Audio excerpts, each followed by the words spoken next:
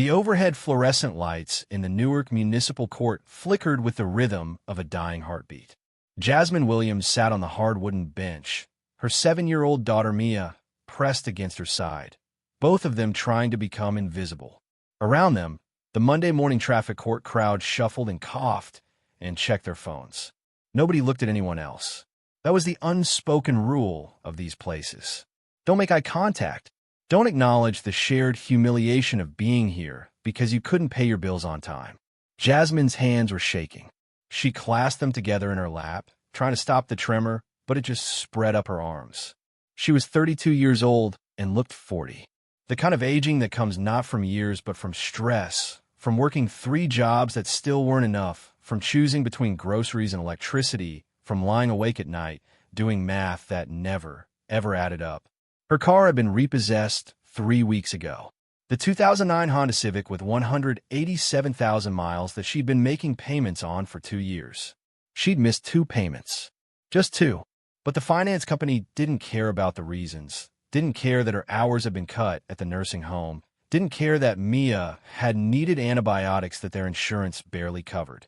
They just came in the night and took the car from the apartment complex parking lot. Jasmine had woken up and looked out the window and seen the empty space where her car should have been, and she'd felt something inside her crack. Not break. She'd been through too much to break that easily. But crack, like ice on a pond, spider webbing outward from the point of impact. Without the car, she couldn't get to her evening cleaning job in Short Hills.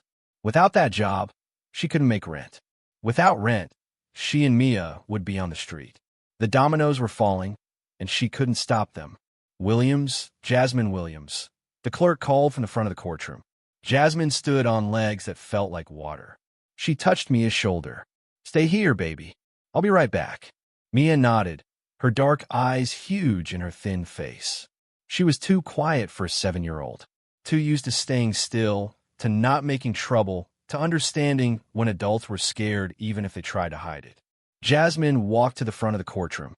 The judge was a middle-aged white woman with reading glasses and an expression that had seen everything twice and been impressed by nothing. "Miss Williams, you're here regarding the repossession of a 2009 Honda Civic. Is that correct?" "Yes, Your Honor." "And you're disputing the repossession?" Jasmine's throat was dry. I was going to make the payment. I just needed another week. I told them that, but they wouldn't listen." "Miss Williams." The judge's voice wasn't unkind, but it was firm. "According to the finance company, you were contacted 6 times about the overdue payments. You made promises, but no actual payments. Is that accurate?" The shame burned through Jasmine like acid. "I was trying. I just didn't have the money yet, but I was getting a check. The court isn't interested in what you were going to do. The question is, do you dispute that you were in default on the loan?" Jasmine's shoulders sagged. "No, Your Honor. I don't dispute it." "Then the repossession stands. If you wish to reclaim the vehicle, you'll need to pay the full outstanding balance plus fees, which according to this paperwork totals $4,317. Do you have that amount?" "For $1,000 might as well have been $4 million. "No, Your Honor." "Then the vehicle will be sold at auction, and you'll be responsible for any deficiency balance." Court is adjourned. Next case. Just like that, it was over. Jasmine walked back to Mia on legs that barely held her weight. She picked up her daughter's hand, the small fingers wrapping around her own, and they walked out of the courthouse into the gray November morning. The bus ride back to their apartment took an hour and 15 minutes. 2 buses, actually, with a 20-minute wait between them in the cold. Mia sat quietly beside her, looking out the window, not complaining even though Jasmine knew she was hungry. They'd had cereal for breakfast, the last of it, and the milk had been on the edge of turning sour. Jasmine stared at her reflection in the bus window. Dark circles under brown eyes that used to sparkle. Hair pulled back in a ponytail because she couldn't afford to get it done. A face that had once turned heads, but now just looked tired, defeated, invisible. "How'd I get here?" she thought. "How did I become this?" She knew the answer, of course. She'd made one mistake after another. Dropped out of community college when she got pregnant. Trusted a man who'd promised forever and left after 6 months. Taken jobs that paid minimum wage and stayed there because she didn't have the education or skills or time or energy to climb any higher. Every choice had seemed necessary at the time. Every compromise had been supposed to be temporary. And now here she was, 32 years old, broke, exhausted, and running out of options. The apartment was a one-bedroom on the third floor of a building that should have been condemned a decade ago. The elevator hadn't worked in 2 years. The heat came on when it felt like it. The neighbors on one side fought every night, and the neighbors on the other side sold drugs. But it was theirs, or it had been, until the eviction notice had arrived last week. Jasmine unlocked the door and ushered Mia inside. The apartment was cold. The heat wasn't on again. She went to the radiator and banged on it with her fist, knowing it wouldn't help, but doing it anyway, because she had to do something. "Mama, I'm hungry," Mia said quietly. Jasmine opened the refrigerator. A half-empty jar of peanut butter, 3 eggs, a container of takeout rice from 3 days ago that she'd gotten from the restaurant where she waited tables on weekends. Some margarine. That was it. "How about eggs and rice?" Jasmine said, forcing brightness into her voice. "Okay." Jasmine scrambled the eggs and heated the rice on the electric hot plate. They sat at the small table by the window and ate silently. Outside, the neighborhood was coming alive.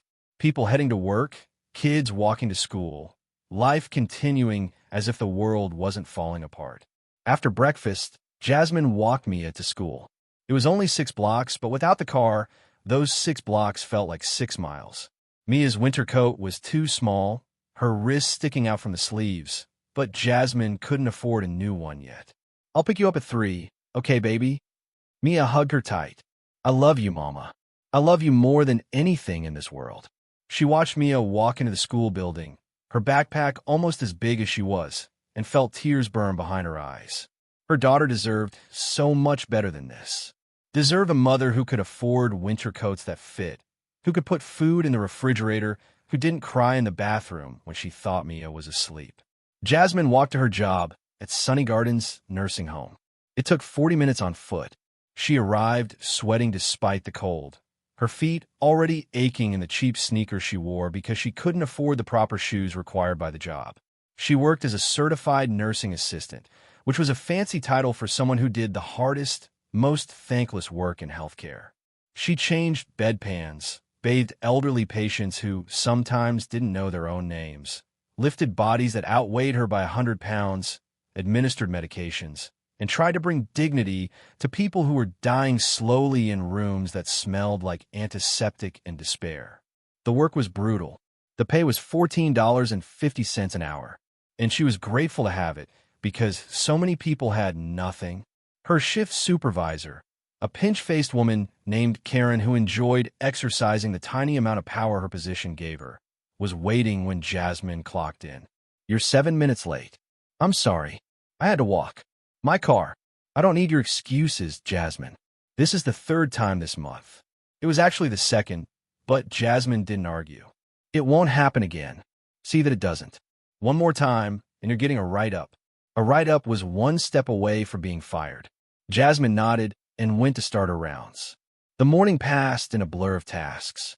Mrs. Patterson in 204 needed to be changed and bathed. Mr. Chun in 211 had pulled out his 4 again and needed to be redressed.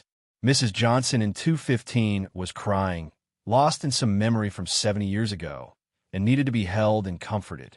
Jasmine moved through it all with the practiced efficiency of someone who'd been doing this for 8 years. She was good at her job. The patients loved her. She was patient and kind and never treated them like objects the way some of the other aides did. But it wasn't enough. It would never be enough.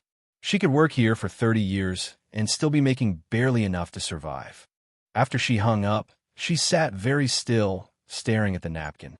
This was either the answer to her prayers or another disaster waiting to happen. With her luck, probably both. That night, after picking up Mia from school and feeding her the scrambled eggs and the last of the peanut butter, Jasmine searched for the address on her phone. Windham, New Jersey. It was only about 30 miles away, but it might as well have been on Mars. Windham was where rich people lived.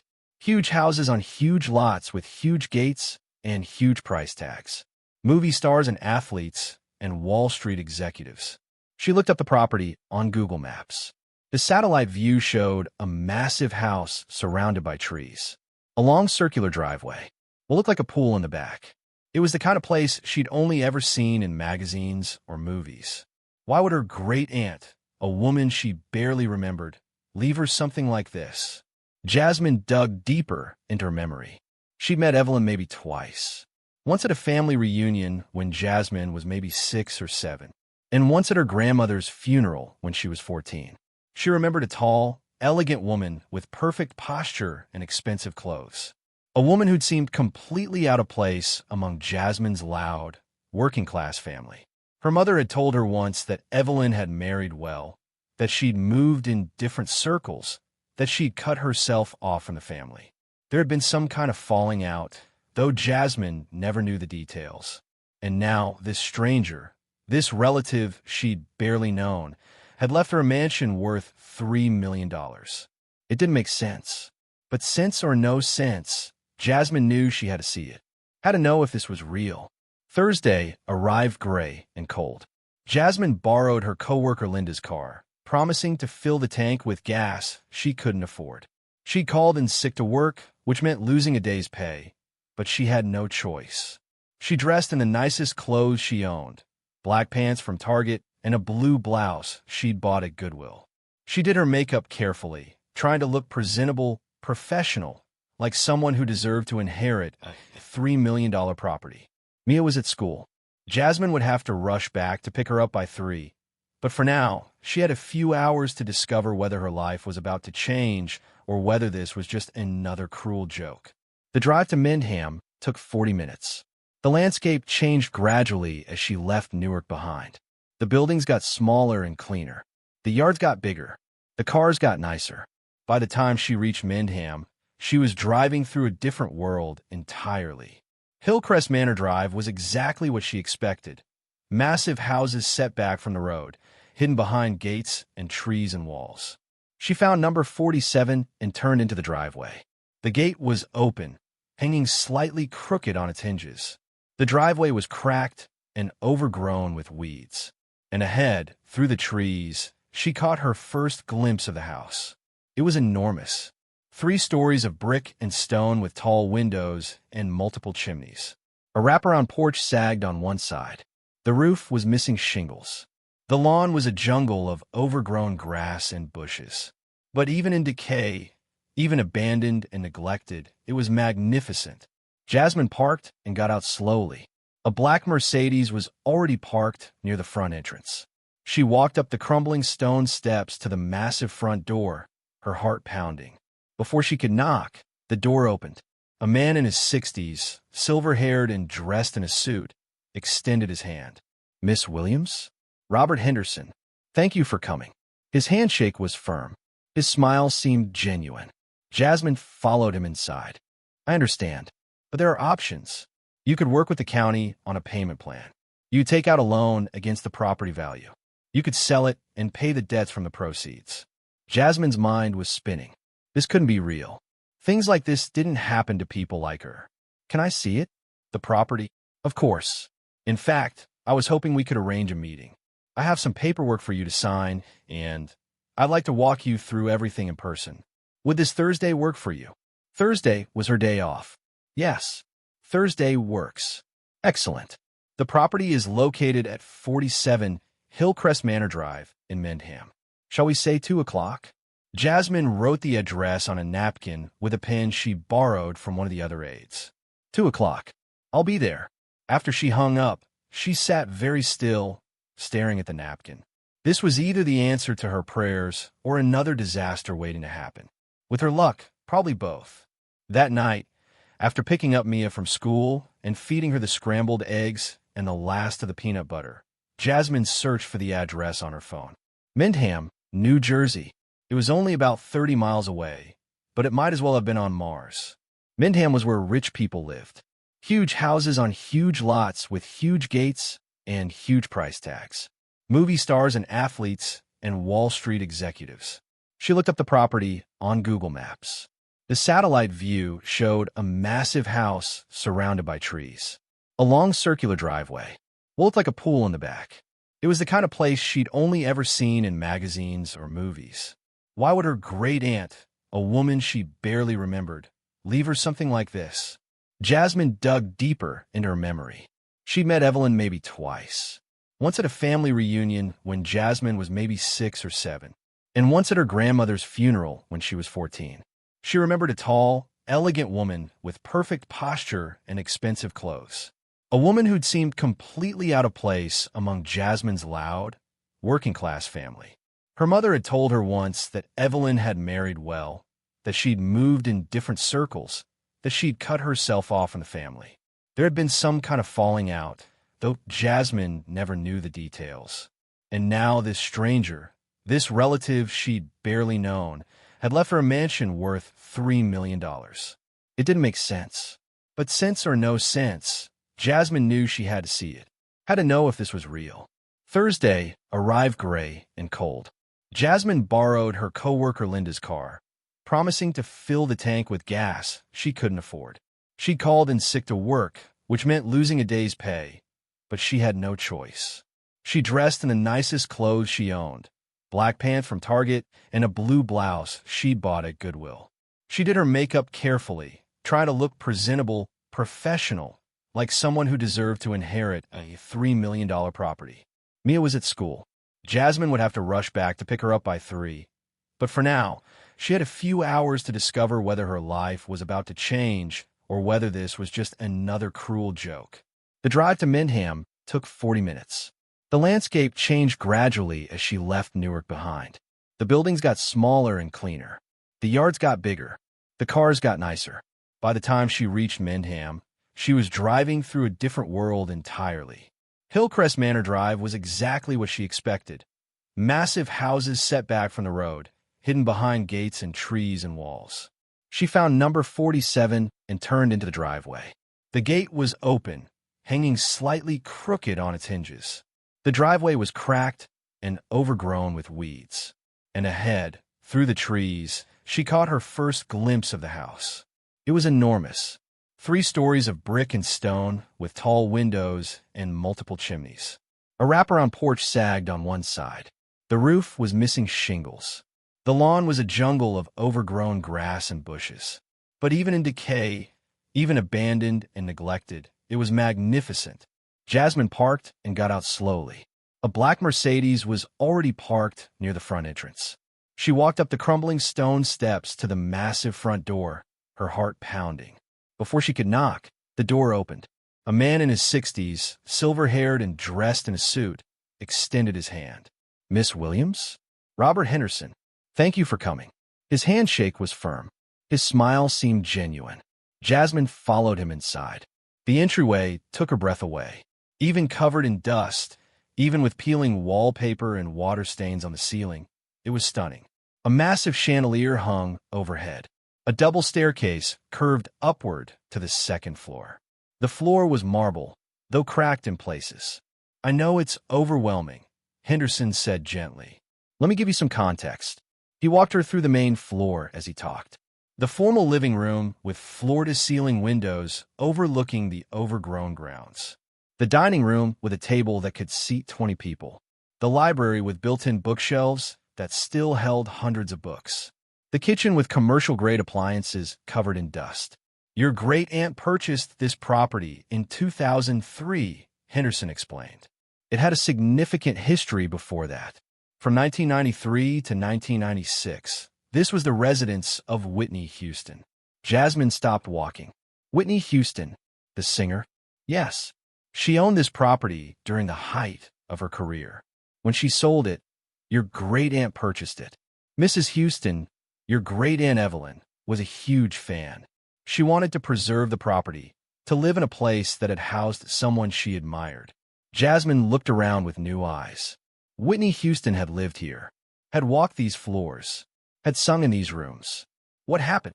Jasmine asked. "Why did it end up like this?" Henderson's expression turned sad. "Your great-aunt's health declined. She had to move to assisted living in 2019. She couldn't manage the property anymore, couldn't afford the upkeep. The taxes piled up. The mortgage went into default. She knew she was losing it, but she couldn't stop it. Why didn't she just sell it? She tried, but the market crashed in 2008. The house needed too much work. And honestly, I think she couldn't bear to let it go. This place meant something to her. They climbed the grand staircase to the second floor. More bedrooms, more bathrooms, more evidence of beauty buried under neglect. Henderson showed her the master suite, a massive room with a fireplace, a balcony overlooking the grounds, and a bathroom the size of Jasmine's entire apartment. And there's something else, Henderson said. He led her down a hallway to a room at the far end. This was Whitney Houston's private dressing room. He opened the door. The room was smaller than the others, maybe 15 by 20 feet. But unlike the rest of the house, this room was pristine. The walls were painted a soft cream. The carpet was plush and unstained. Built-in closets lined one wall, and a vanity with professional lighting sat against another. It's like someone's been taking care of it, Jasmine said, running her hand along the vanity. Your great-aunt did. Even when the rest of the house fell apart, she maintained this room. I think it was her way of honoring the property's history. Jasmine walked around the room slowly. She opened one of the closet doors. Empty hangers. She opened another. Empty shelves. She opened the third closet and froze. Built into the back wall of the closet, hidden behind what looked like a panel of wood, was a safe. A large, professional-grade safe with a digital keypad. Mr. Henderson, Jasmine called. There's a safe in here. He came over quickly, his eyes widening. I had no idea. That wasn't mentioned in any of the property records. Jasmine stared at the safe. It was substantial, maybe 4 feet tall and 3 feet wide. Built right into the wall. Do you know the combination? She asked. Henderson shook his head. Your great-aunt never mentioned it. We need to call a locksmith to open it. Jasmine reached out and touched the keypad. The digital display flickered to life, showing zeros. On impulse, not even knowing why, she typed in a number, 08091963, the date of Whitney Houston's birth. There was a moment of silence, then a beep, then a solemn mechanical click. The safe door swung open. Inside was darkness. Jasmine pulled out her phone and turned on the flashlight. The beam illuminated the interior of the safe, and what she saw made her knees weak. Stacks of cash, bundled neatly. Dozens of them. Hundreds of them. More money than Jasmine had ever seen in her life. But that wasn't all.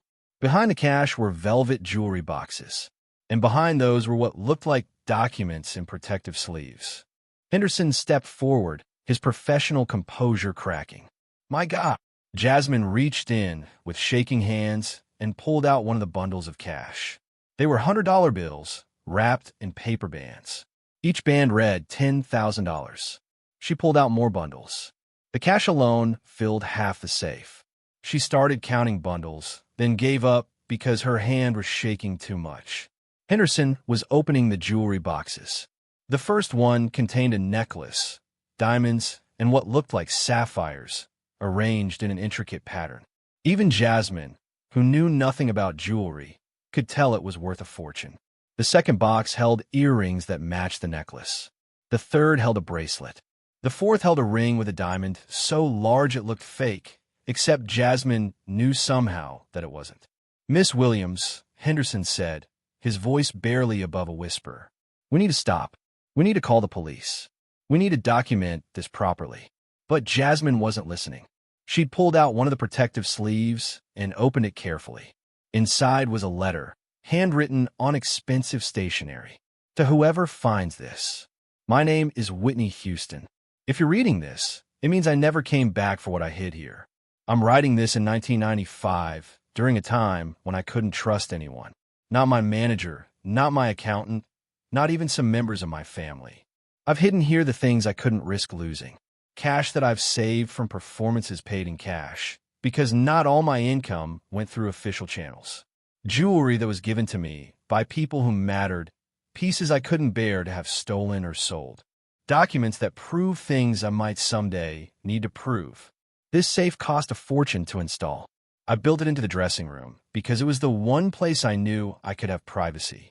I set the combination to my birth date because I knew I'd never forget it. If you found this, I hope you need it more than I did. I hope it helps you in whatever way you need help. All I ask is that you understand, these things represent more than money. They represent a time when I had to protect myself because the world around me wasn't safe. Take what you need. Use it wisely. And remember that sometimes the most valuable things we own are the ones we never show anyone. Whitney. Jasmine read the letter 3 times. Then she carefully placed it back in the sleeve and looked at Henderson. How much do you think is here? Henderson had been examining the jewelry with a jeweler's loupe he'd pulled from his briefcase. His hands were shaking. The cash alone, I'd estimate between 8 and 10 million. The jewelry. He paused, picking up the diamond necklace. Miss Williams, this is museum quality. I'm not an expert, but I'd guess 30 to 40 million. Maybe more. So total, we need professional appraisals. But conservatively, I'd say you're looking at $50 million. Possibly much more. The number hung in the air. $50 million. Jasmine's vision started to blur at the edges. I need to sit down, she managed to say. Henderson helped her to the vanity chair. She put her head between her knees, trying not to pass out. $50 million. She'd been worried about $800 for rent. She'd been eating the last of the peanut butter for lunch. She'd walked 40 minutes to work because her car had been repossessed.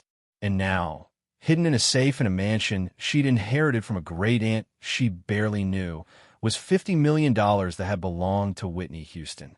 It wasn't real. It couldn't be real. But it was. The next hours passed in a blur.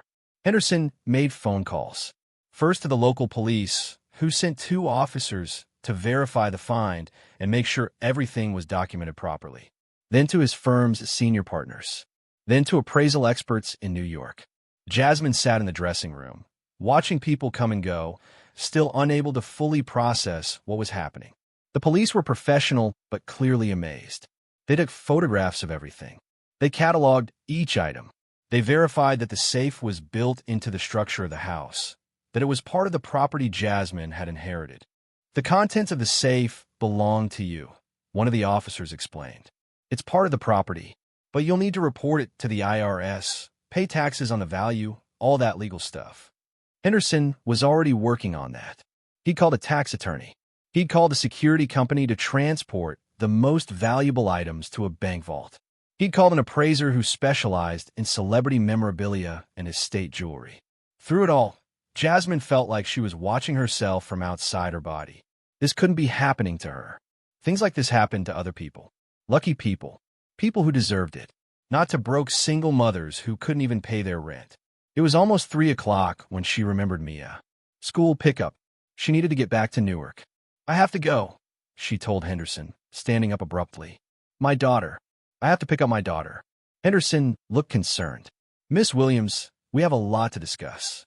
Security, next steps, legal paperwork. I know. I'll come back tomorrow. Or you can call me.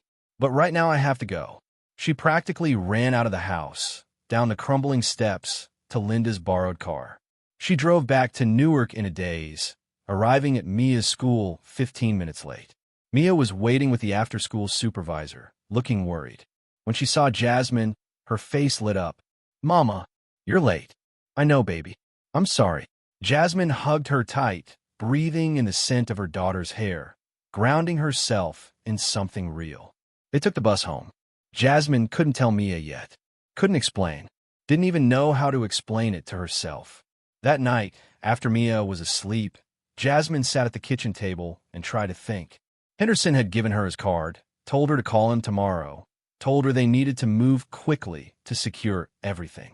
But for tonight, she just sat in the cold apartment and tried to comprehend that her life had just completely changed.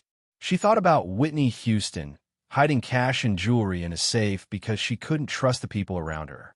She thought about her great-aunt Evelyn, buying Whitney's house and maintaining that one room like a shrine.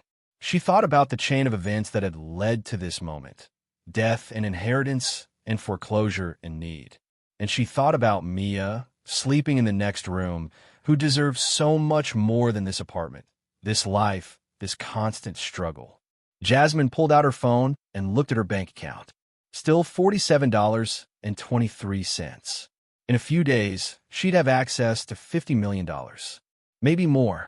But right now, tonight, she still had $47.23. She laughed, a sound somewhere between joy and hysteria. Then she put her head down on the table and cried. Not from sadness, not from relief, but from the overwhelming, impossible weight of possibility. Everything was about to change. She just had to figure out how not to screw it up. The next morning, Jasmine called in sick to work again. She knew she was pushing her luck, that Karen would probably write her up, that she might even get fired. But she couldn't think about that right now. She had bigger things to deal with. Henderson had called her at 7 in the morning, his voice tight with excitement and concern. "Miss Williams, I've been working through the night. We need to meet today. The appraisers are flying in from New York this afternoon. The security company is standing by, and we need to discuss immediate next steps." "I can come back to the house," Jasmine said. "Actually, I prefer to meet at my office. I've set up a conference room with the appropriate privacy. Can you be here by 10? Henderson's firm had an office in Short Hills, much closer than Mendham. Jasmine dropped Mia at school and took 2 buses to the address Henderson had given her. The law office was everything she expected: sleek, modern, expensive. The kind of place where the carpet was so thick it swallowed the sound of footsteps, where the art on the walls probably cost more than Jasmine made in a year. A receptionist escorted her to a conference room where Henderson was waiting with 2 other people. A woman in her 40s with sharp eyes and a tailored suit, and a man about Henderson's age with silver hair and an expression of barely contained excitement. "Miss Williams, thank you for coming. This is Margaret Price, my partner, and this is Dr. Nathan Goldstein, an appraiser who specializes in celebrity estates and high-value jewelry." They all shook hands. Jasmine sat down at the massive conference table, feeling completely out of her depth. Dr. Goldstein opened a leather portfolio and pulled out photographs. The jewelry from the safe, each piece photographed from multiple angles. "Miss Williams, I've been in this business for 30 years. I've appraised jewelry for museums, for royal families, for some of the wealthiest collectors in the world. What you found yesterday—" He paused, shaking his head. "It's extraordinary." He pointed to the diamond necklace. "This piece alone is worth approximately $42 million. It's an original Cartier, custom-made in 1994. There are only 3 like it in the world. $42 million for one necklace. The earrings are valued at $6 million, the bracelet at $8 million, the ring at $12 million, and there are 7 other pieces in the safe that we haven't fully evaluated yet. My conservative estimate for the jewelry alone is $85 million. Jasmine couldn't breathe. That's not possible." "It's very possible," Margaret Price said gently. "Miss Williams, Whitney Houston was at the peak of her career when she lived in that house. She was earning tens of millions of dollars a year. It's entirely plausible that she accumulated jewelry of this value." Henderson pulled out another document. "The cash has been counted. $9.2 million. All hundreds. All in excellent condition despite being hidden for nearly 30 years. And then there are the documents," Dr. Goldstein continued. "Contracts, royalty agreements, signed photographs, personal letters.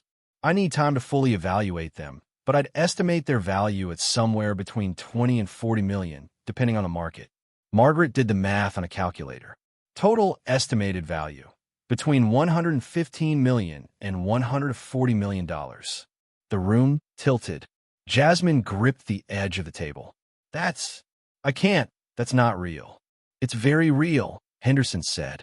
"And it's all yours. You inherited the property. The safe was part of the property. Everything in it belongs to you. But I'll have to pay taxes, right?" "Yes.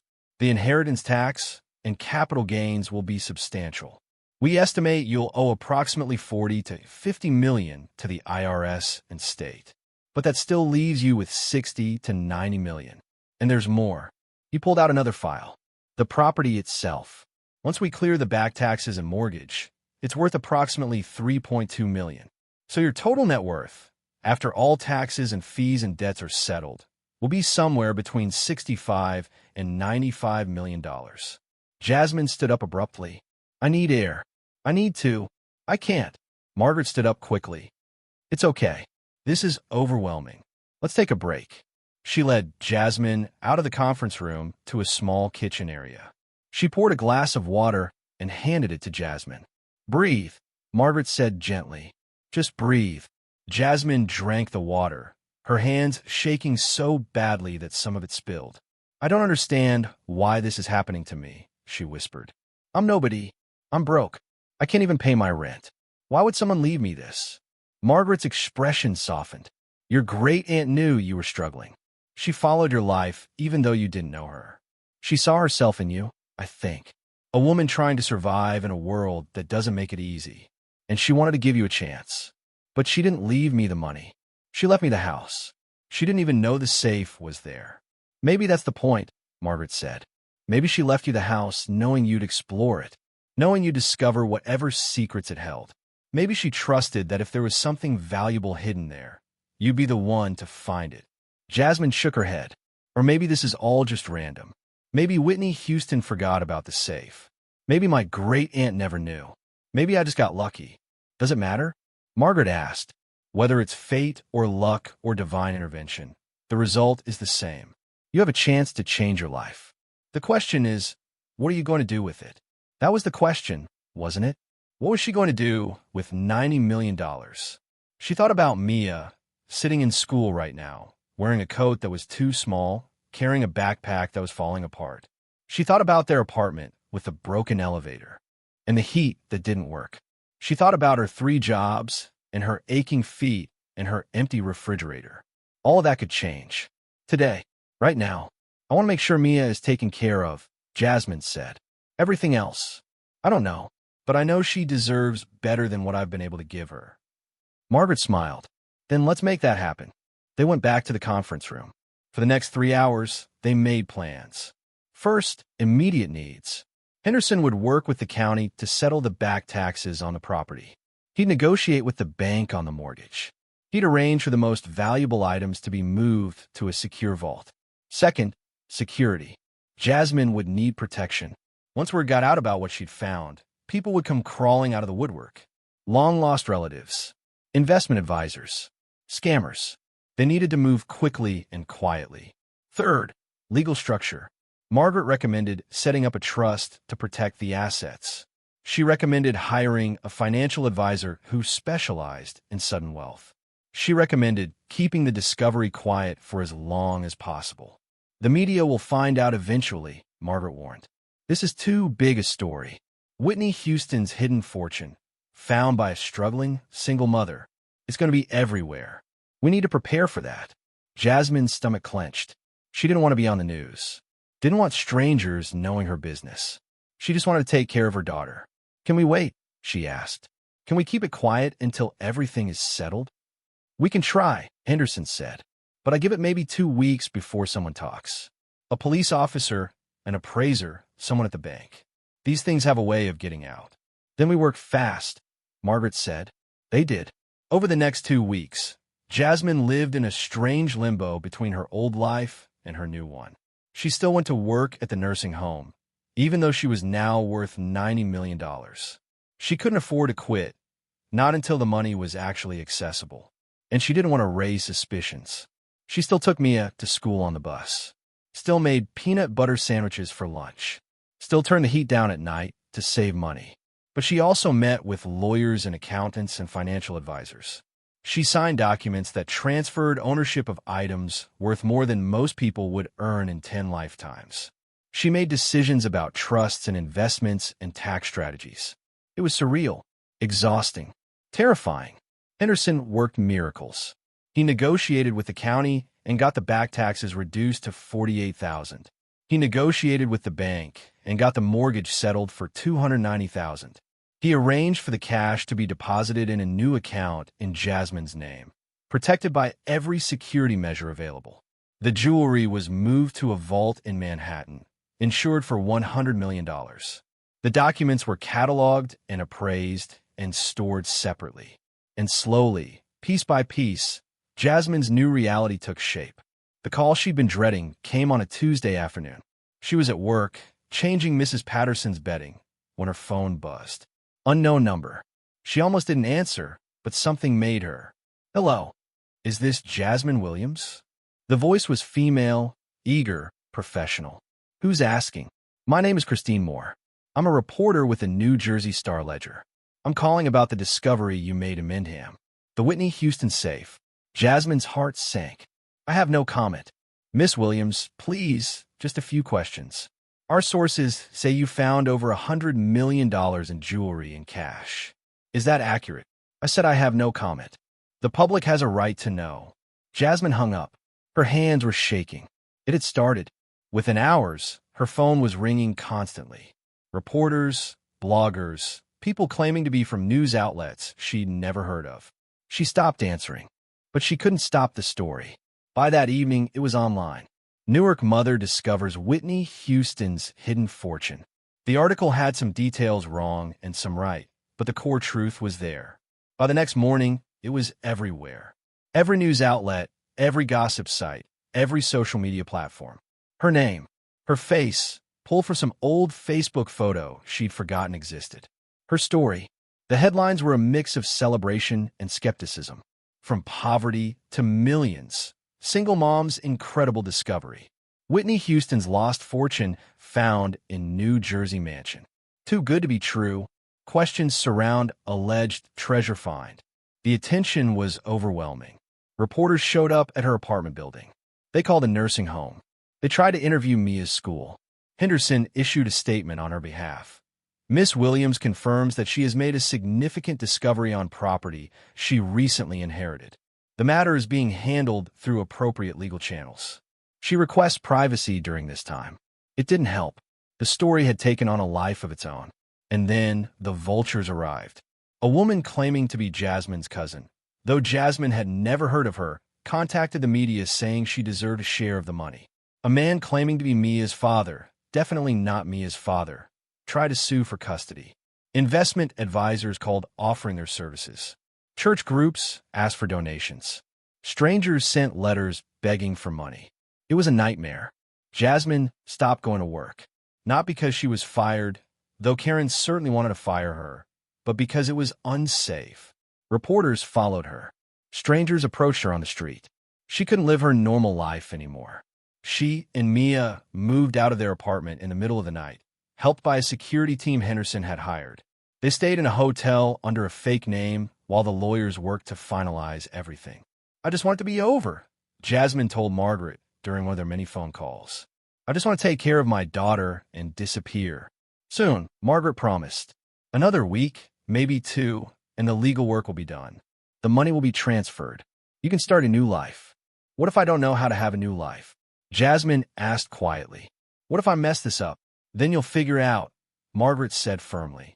You've survived this long on nothing. You'll do just fine with something. The final paperwork was signed on a cold December morning, exactly 6 weeks after Jasmine had first walked into the Mindham mansion. She sat in Henderson's conference room and signed her name on document after document. Trust agreements, tax forms, property deeds, transfer authorizations. When it was done, Henderson slid a folder across the table. Your new life, he said simply. Inside was a summary. The property in Mindham, now owned free and clear, valued at $3.2 million. The cash, $9.2 million, now in a high-yield savings account. The jewelry, valued at $87 million in a secure vault. The documents and memorabilia, valued at $31 million in secure storage. After all taxes, fees, and expenses, her net worth was $94 million. $94 million. Jasmine stared at the number until it stopped looking like words and just became shapes on a page. What do I do now? She asked. Henderson smiled. Whatever you want. Whatever you want. When was the last time anyone had said that to her? When was the last time she'd had choices instead of just desperate scrambles to survive? The first thing she did was buy a house. Not the mansion. That would take time to restore, and she needed somewhere to live now. She bought a modest 4-bedroom house in a good neighborhood with good schools. It cost $800,000, which was more money than she'd ever imagined spending on anything, but it was less than 1% of what she now had. The house had a yard where Mia could play. It had a kitchen with appliances that worked. It had heat that came on when you wanted it to. It had everything their apartment hadn't. And sometimes, late at night, when a museum was closed, Jasmine would walk through the rooms alone. She'd stand in the dressing room and think about the woman who'd hidden a fortune because she couldn't trust anyone. She'd think about her great-aunt Evelyn, who'd bought the house because she'd loved Whitney's music, who'd maintained that one room like a shrine, who'd left it all to a great niece she barely knew. She'd think about herself 6 months ago, broke and desperate, eating peanut butter sandwiches and choosing between rent and electricity. And she'd think about how impossibly, miraculously, everything had changed. She still had hard days. Money didn't erase the trauma of poverty. She still sometimes woke up in a panic, convinced that it was all a dream, that she'd open her eyes in the cold apartment with the broken heat and the empty refrigerator. But then she'd hear Mia laughing in the next room, safe and fed and happy. She'd look at the bank statements that showed numbers she still couldn't quite believe. She'd remember that she'd taken something tragic, Whitney's distrust, Evelyn's decline, her own desperate struggles, and turned it into something that mattered. The media eventually lost interest in her story. There were always newer scandals, newer discoveries, newer miracles to chase. Jasmine faded back into relative anonymity, which was exactly what she wanted. She lived quietly. She raised Mia in a house filled with love instead of fear. She funded causes she believed in. She created jobs and opportunities for other struggling single mothers. And she tried every single day to honor the impossible gift she'd been given. 3 years after finding the safe, Jasmine received a letter. It was from Whitney Houston's family, specifically her mother, Sissy Houston. Dear Miss Williams, I hope this letter finds you well. I wanted to reach out personally to thank you for what you've done with the museum. My daughter would have been touched to know that her legacy is being honored in such a beautiful way. I won't lie, when I first heard about the safe, I was angry. Those things belonged to Whitney. They should have been found by family, returned to us. But the more I learned about you, about your story, about what you've done with what you found, the more I understood. Whitney spent her whole life surrounded by people who wanted something from her. People who saw her as a source of money or fame or status. She couldn't trust anyone, couldn't let her guard down, couldn't just be human without someone try to profit from it. You didn't know her. You didn't want anything from her. You found something that had been hidden for nearly 30 years, and instead of keeping it all for yourself, you shared it. You created something that honors her memory. You gave back. That's what Whitney would have wanted. That's what she deserved. Thank you for being the kind of person she needed in her life, but rarely found. Thank you for understanding that the value of what you discovered wasn't just in the money, but in the story it tells. With gratitude, Sissy Houston. Jasmine read the letter 3 times, tears streaming down her face. She framed it and hung it in her office, a reminder that sometimes the greatest treasures aren't things we find, but the ways we choose to honor them. Mia grew up knowing her mother's story, knowing about the desperate days, the empty refrigerator, the eviction notices, and knowing about the impossible discovery that had changed everything. Do you think it was fate, Mama? Mia asked one day when she was 10, that you found the safe? That everything happened the way it did? Jasmine thought about it, about the chain of events that had led to that moment. Her great-aunt buying the mansion, Whitney hiding the safe, Evelyn maintaining the dressing room, the foreclosure that made the property available, the inheritance that brought Jasmine there. So many points where things could have gone differently. So many chances for the safe to never be found. I think fate is just another word for possibility, Jasmine finally said. The safe was there. It had always been there. But it took someone in the right place at the right time with the right need to find it. And you were that someone. I was that someone. But I could have walked right past it. I could have never looked in that closet. I could have tried the wrong combination. There were 100 ways I could have missed it. But you didn't. Moving in felt like stepping into someone else's life. Mia ran through the rooms, shouting with joy, claiming the biggest bedroom for herself. Jasmine walked through slowly, touching walls that were hers, looking out windows at a view that was hers, sitting on floors that were hers. Is this real, Mama?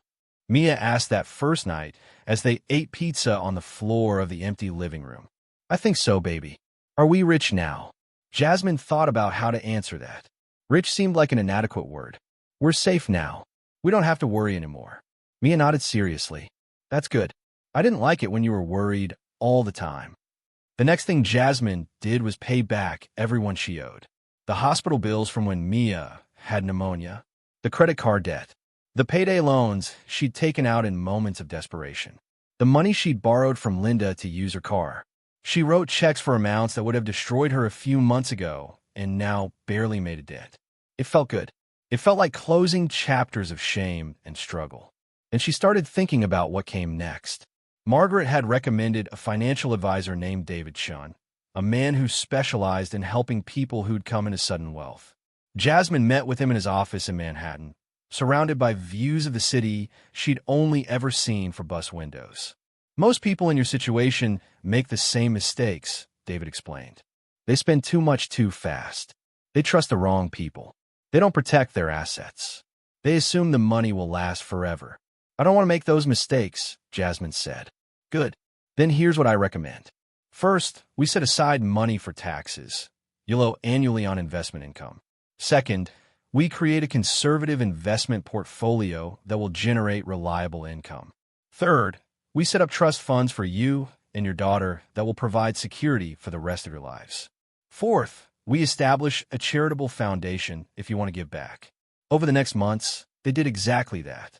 The bulk of the money went into investments, stocks, bonds, real estate, diversified across sectors and markets. Jasmine would never have to work again. Neither would Mia.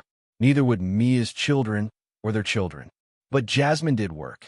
Not because she had to, but because she wanted to. She'd quit the nursing home, but she'd never forgotten the patients she'd cared for. Mrs. Patterson, who'd died alone because her family never visited. Mr. Chun, who'd cried sometimes because he couldn't remember his wife's name. Mrs. Johnson, who'd needed someone to just sit with her and hold her hand. Jasmine established the Williams Foundation for Elder Care. The foundation paid for quality of life improvements in nursing homes, better food, more activities, staff training, anything that made the last years of someone's life more dignified. She donated $5 million to start. It felt like the right thing to do. The wealthy had failed Whitney Houston and had driven her to hide her fortune in a safe. But Jasmine wouldn't fail the people who had no one else. The Mindham Mansion became another project. Jasmine hired architects and contractors to restore it properly. She worked with historians to preserve the elements that mattered. The grand staircase, the original woodwork, the dressing room where the safe had been. But she didn't want to live there. The mansion was too big, too much, too haunted by other people's lives. Instead, she decided to turn it into something that mattered. The Whitney Houston Museum and Cultural Center opened 2 years after Jasmine found the safe. The mansion had been fully restored, gleaming and grand once more. The grounds were landscaped beautifully, and inside, carefully curated exhibits told the story of Whitney's life, her career, her struggles. Some of the jewelry Jasmine kept, the pieces that were too valuable to risk displaying. But others she donated to the museum. The Cartier necklace became the centerpiece, displayed behind bulletproof glass, with a plaque explaining its history. The documents and memorabilia filled 3 floors. Contracts that showed the business side of fame. Personal letters that showed the human side. Photographs that captured moments of joy and pain. And in the restored dressing room, the safe stood open and empty, with a plaque that read, "In this safe, Whitney Houston hid the things she couldn't trust to the world. Her discovery reminds us that the most valuable things are often the ones we keep closest to our hearts." The museum was free to the public. Jasmine had endowed it with enough money to operate in perpetuity.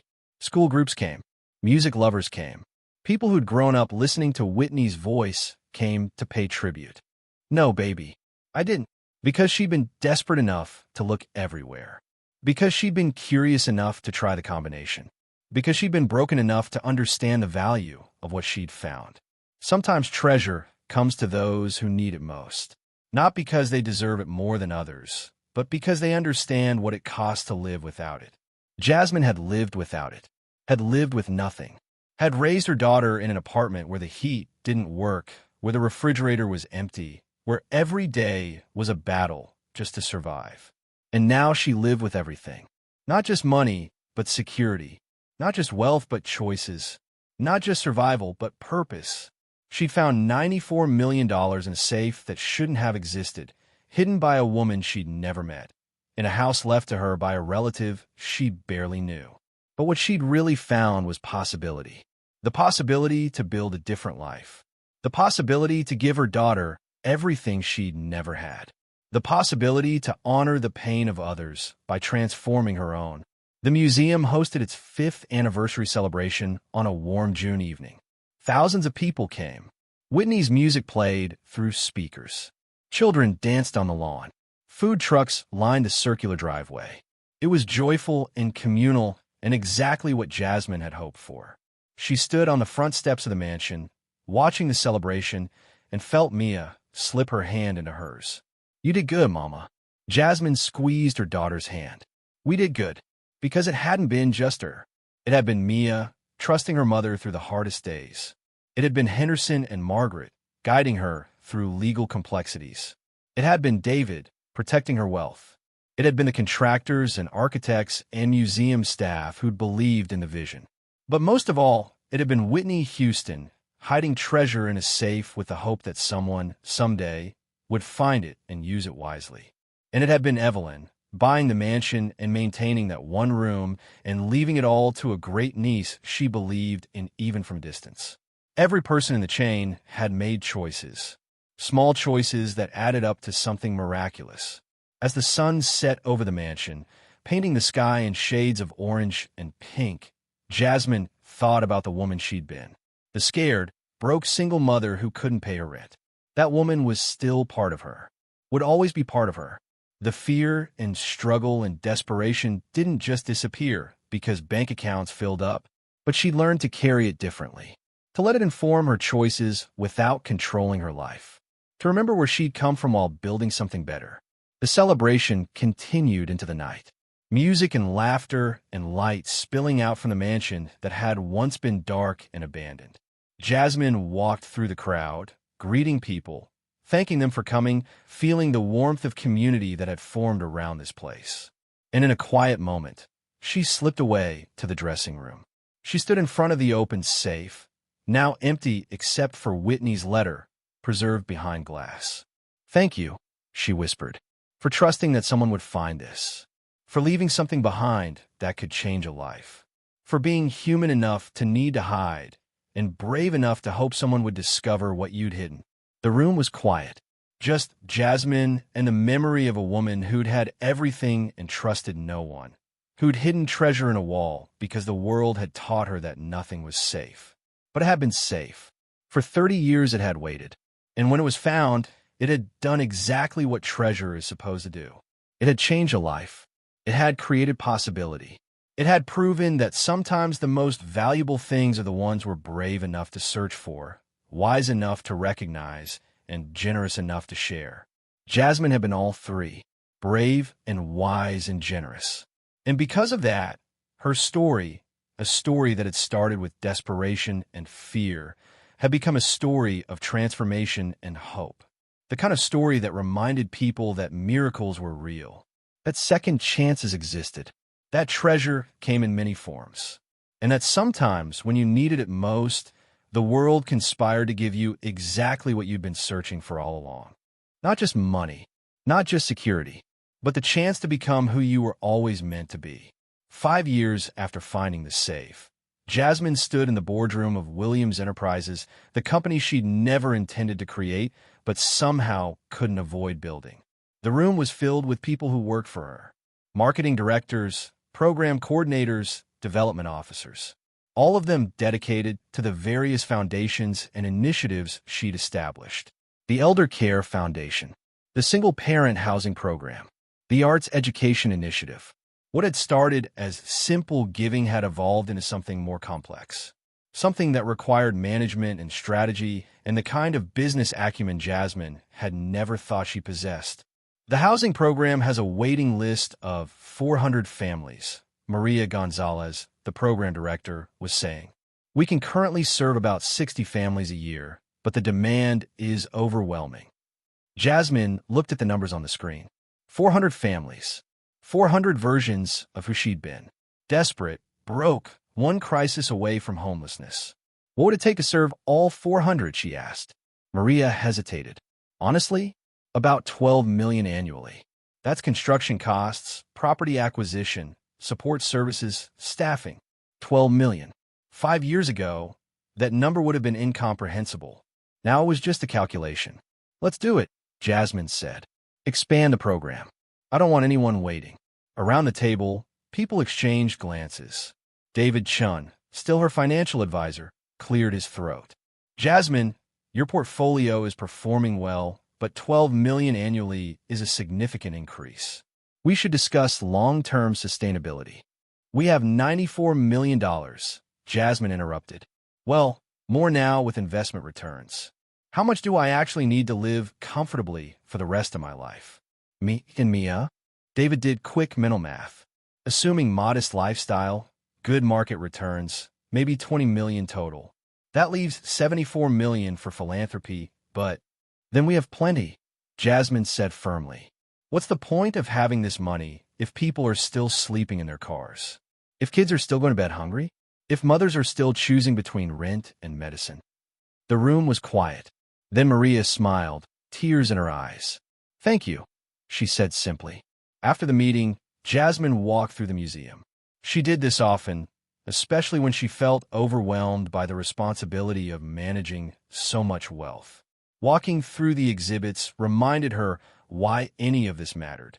The museum had become more than she'd imagined. Over 1 million people had visited in the past 5 years. School groups came weekly. Music students studied Whitney's technique. Historians researched her impact on pop culture. But Jasmine's favorite part wasn't the grand exhibits or the famous pieces. It was the small room on the 3rd floor called Stories of Struggle. This room displayed letters from visitors. People who'd written after their visits to share their own stories of survival, of poverty overcome, of hope rediscovered.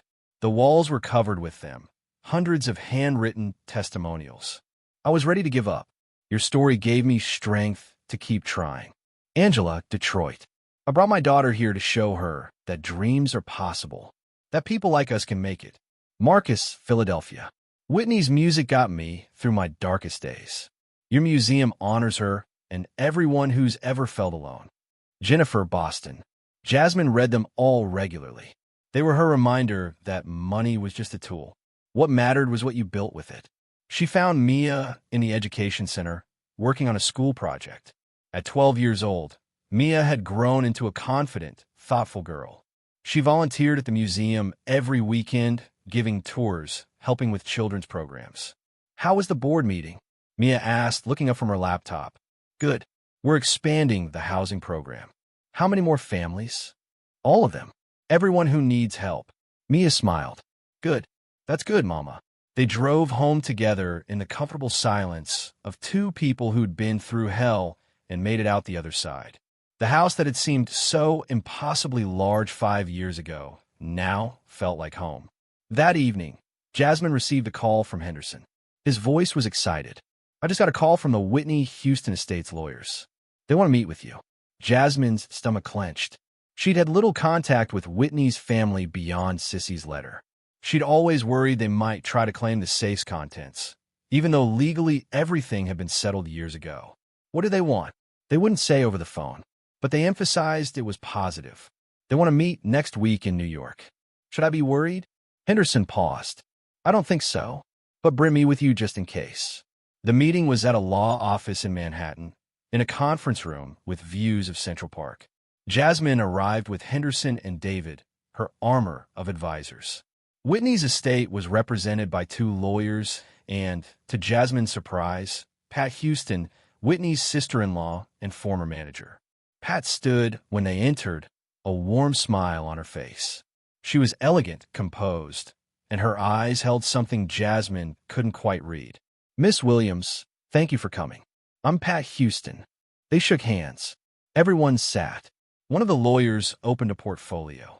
Miss Williams, we've been following what you've done with the museum and the various charitable initiatives. The Houston family is impressed and grateful. Jasmine waited for the other shoe to drop. There was always an ask, always something people wanted. We're not here to challenge anything, Pat said, as if reading her mind. We're here to add to it. She pushed a folder across the table. Jasmine opened it slowly. Inside were documents, contracts, royalty agreements, and a letter. Whitney had other safe deposit boxes, Pat explained, things she kept separate from everything else. When she died, we found keys but couldn't figure out what they opened. After your discovery made the news, we hired investigators to track down every possible storage location. Jasmine looked at the documents. They appear to be music rights, publishing agreements. We found 3 more caches, Pat continued. Nothing as dramatic as what you found, but significant.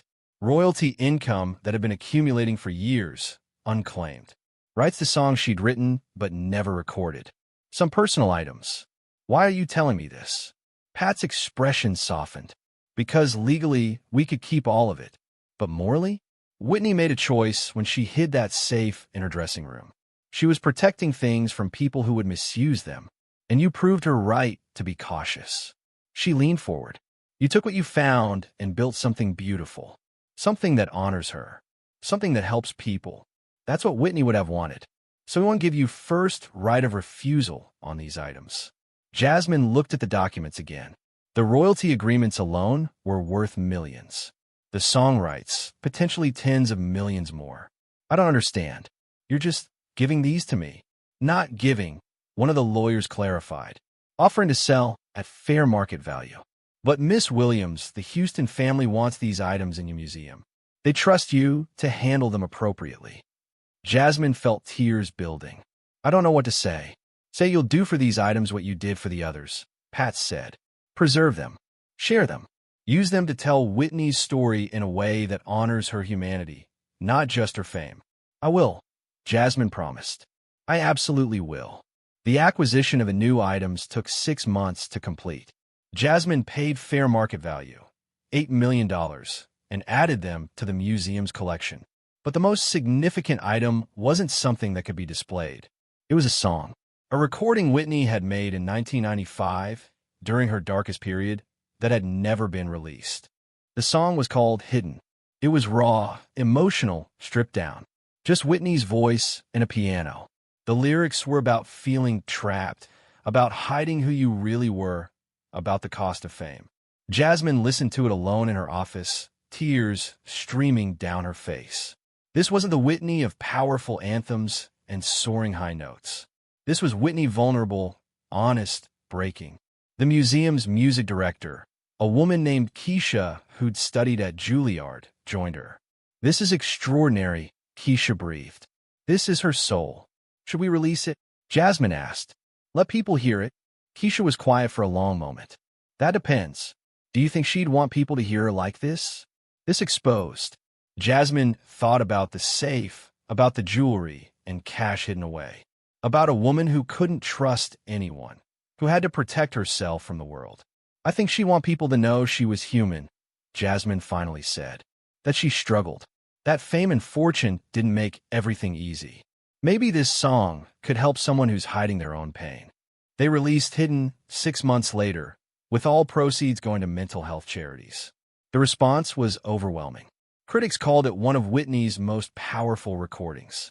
Fans said it helped them understand her struggles. Mental health advocates praised the raw honesty. And the song became something else. A bridge between the icon and the human, between the legend and the woman who'd been so terrified of betrayal that she'd hidden her treasures in a wall. Mia turned 13 the year Hidden was released. She'd grown tall, thoughtful, with her mother's eyes and a determination that sometimes scared Jasmine. I want to work in the museum when I grow up, Mia announced one evening over dinner. Not just volunteer. I want to run it. Jasmine's first instinct was to protect her, to steer her toward something easier, something that didn't come with the weight of so much history and responsibility. But then she remembered being 32 years old, broke and desperate, told by the world that her choices were limited. She'd never do that to her daughter. Then you'll need to study, Jasmine said. Museum management, art history, business administration. It's real work, Mia. Serious work. I know, Mia said seriously. That's why I want to do it. Because it matters. Because it matters. The phrase that had become Jasmine's North Star.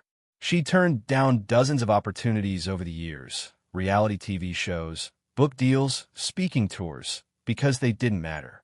They were just ways to monetize her story. But the museum mattered. The housing program mattered. The foundations mattered. They changed lives. They honored Whitney's memory. They transformed her great aunt's final gift into something lasting. The 10th anniversary of Finding the Safe approached. The museum planned a major celebration. Jasmine was asked to give a keynote speech. She spent weeks writing and rewriting it, trying to capture everything she'd learned in a decade of impossible wealth. The event was held on the museum grounds. Thousands of people attended. Whitney's family was there. Sissy Houston, now elderly but still strong, sat in the front row. Musicians who'd been influenced by Whitney performed. Families who'd been helped by Jasmine's foundations shared their stories. And then Jasmine took the stage. She looked out at the crowd, at the faces reflecting back at her. Some she knew, most she didn't. But they were all here because of a chain of events that started with desperation and ended with discovery. 10 years ago, she began, I was a different person. I worked 3 jobs and still couldn't pay my rent. I rode the bus because my car had been repossessed. I fed my daughter peanut butter sandwiches because that's all we could afford. She paused, letting the words settle. I was invisible, the kind of person society looks right through.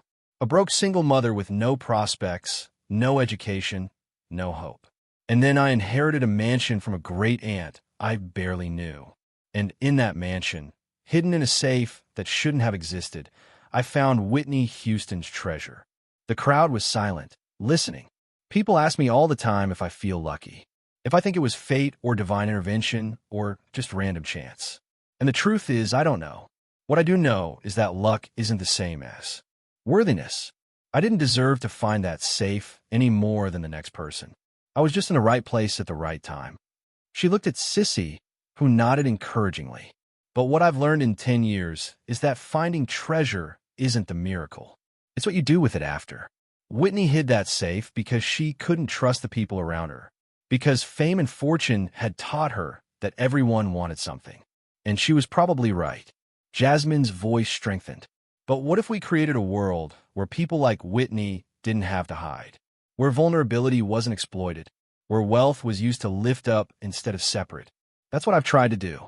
Not because I'm special or generous or better than anyone else, but because I remember what it felt like to have nothing. She gestured to the museum behind her. This building honors Whitney's legacy. But more than that, it reminds us that the most valuable things aren't always the ones we can see.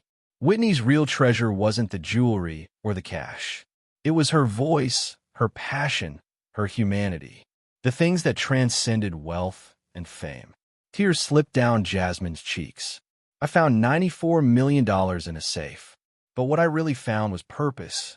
The chance to take pain, Whitney's pain, my great-aunt's pain, my own pain, and transform it into something beautiful. To prove that broken things can be made whole. That people who've been invisible can be seen. That treasure comes in many forms. And sometimes the most valuable is simply the opportunity to help others. She looked at Mia, sitting in the front row next to Sissy.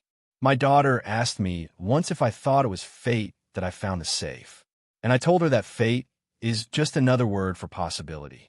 The safe was always there, but it took someone desperate enough to look, curious enough to explore, and brave enough to share what they found. Her voice dropped to almost a whisper, but the microphone carried it to every corner of the grounds. I was that someone, not because I was special, but because I've been broken enough to understand the value of being made whole. Because I've been invisible enough to understand the power of being seen. Because I'd had nothing and therefore understood that having everything meant nothing if you didn't share it. She stepped back from the microphone. The applause started slowly, then built to a crescendo. People stood. Some were crying. Sissy Houston stood and walked to the stage. She was 91 years old and moved slowly, but with dignity. She took Jasmine's hands. "My daughter would have loved you," Sissy said, her voice carrying through the microphone. She would have seen herself in you. The struggle, the fear, the determination to protect what mattered. Thank you for understanding what she tried to hide and why she had to hide it.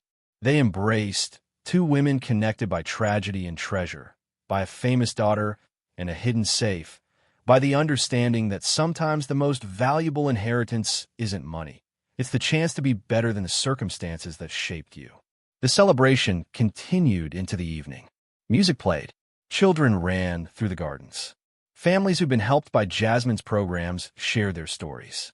And Jasmine moved through it all, greeting people, thanking them for coming, feeling the weight of a decade of impossible responsibility settling into something that felt almost comfortable.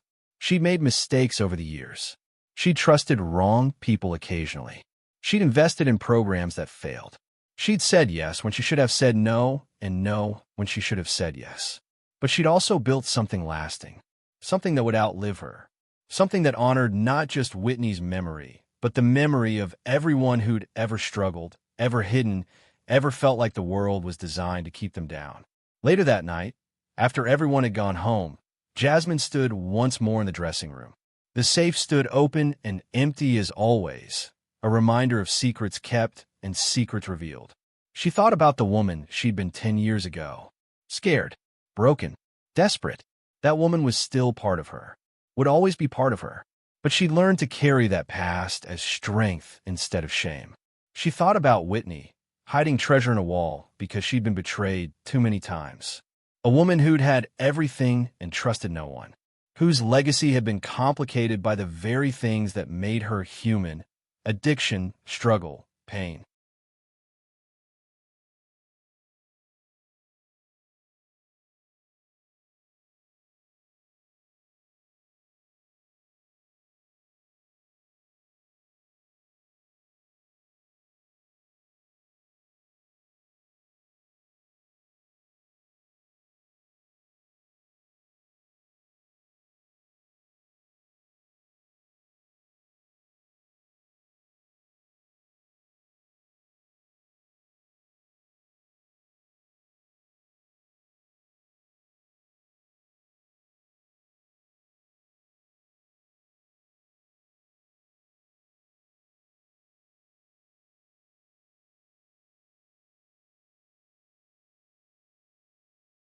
And she thought about her great-aunt Evelyn, buying the mansion, maintaining the dressing room, leaving it all to a relative she believed in from a distance.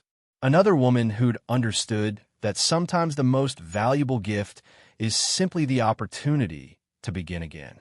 3 women, 3 generations, connected by tragedy and treasure, by hidden things revealed, by the understanding that wealth was meaningless unless it was used to build something that mattered. Jasmine's phone buzzed. A text from Mia. "Mom, where are you? I'm ready to go home." Home. The word still sometimes surprised her. 5 years in the house that she owned, that she'd bought with money that still sometimes felt impossible, and the word still carried wonder. She texted back, "Coming, baby," just saying good night to the museum. She took one last look at the safe, at the empty space where $94 million had waited for 30 years. "Thank you," she whispered. Not to Whitney, not to Evelyn, but to the universe, to fate, to whatever force had aligned circumstances just right so that a desperate single mother would walk into a mansion, explore a dressing room, try a combination that shouldn't have worked, and find treasure that would change everything. She turned off the lights and locked the door. Tomorrow there would be more work, more programs to fund, more families to help, more stories to honor. The responsibility of great wealth never really ended. But tonight, she would drive home with her daughter. She would make dinner in a kitchen that was warm. She would sleep in a bed that was comfortable. She would wake up knowing that the bills were paid, the future was secure, and the treasure she'd found had been transformed into something far more valuable than money. Purpose, dignity, hope, the things Whitney Houston had deserved and rarely received. The things Evelyn Houston had wanted for the family she barely knew. The things Jasmine Williams had needed when she had nothing. And now, impossibly, miraculously, she had everything. Not because she deserved it more than others. Not because she was special or chosen or blessed. But because she'd been in the right place at the right time with the right desperation to look, the right curiosity to explore, and the right humanity to understand that finding treasure was only the beginning. The real miracle was what came after. The choice to share instead of hoard. The decision to build instead of consume. The commitment to honor the sources of wealth by using it to ease the struggles of others. She'd found $94 million in a safe. But what she'd really discovered was that the greatest treasure wasn't hidden in walls. It was hidden in possibility, in second chances, in the opportunity to transform pain into purpose, in the choice to be generous when the world had taught you to protect yourself, in the courage to trust that wealth was a responsibility, not just a windfall. And 10 years later, standing in a museum that honored one woman's legacy while transforming another woman's life, Jasmine understood that she'd been given the rarest gift of all.